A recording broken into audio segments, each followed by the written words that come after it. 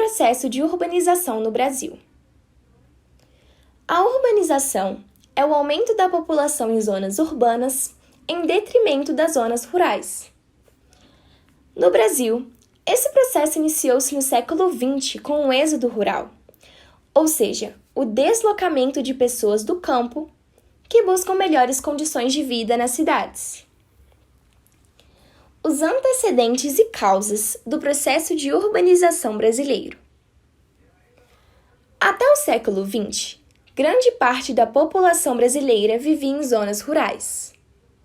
Porém, a expansão da industrialização mudou esses dados, além de aumentar a mecanização de máquinas que passaram a substituir a mão de obra humana. Tal processo, que aumenta o desemprego estrutural, fez com que as áreas urbanas fossem vistas com melhores condições de vida e de trabalho. Contudo, as baixas condições de vida na zona rural brasileira, a miséria da vida no campo e o início do processo de industrialização do país motivaram massas de trabalhadores rurais a migrarem para a cidade em busca de melhores condições. Além disso, o investimento do Estado no desenvolvimento do agronegócio, em detrimento do incentivo à pequena propriedade rural, também foi responsável pela saída da população do campo. Os governos de Getúlio Vargas e Juscelino Kubitschek influenciaram esse fator com a política desenvolvimentista aplicada.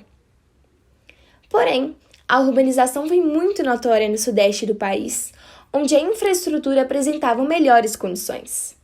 E a partir de 1960, a construção de Brasília no governo de JK fez com que a região centro-oeste iniciasse e intensificasse sua urbanização.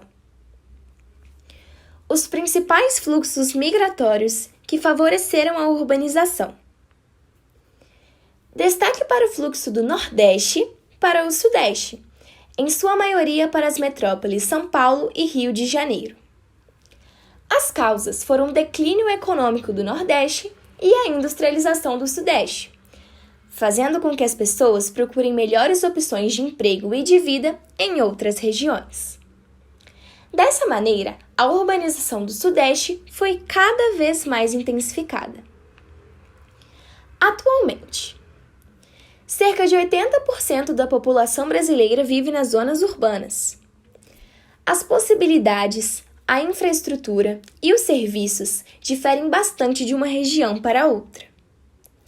A região Sudeste é a que mais tem crescido nas últimas décadas, e as regiões Norte e Nordeste ainda sofrem com carências e aumento da violência nas grandes cidades. Consequências. Apesar de importante para o desenvolvimento econômico, o processo de urbanização não foi acompanhado de políticas públicas de melhorias de infraestrutura e de oportunidades para as pessoas. A urbanização desordenada causa uma série de problemas sociais e ambientais.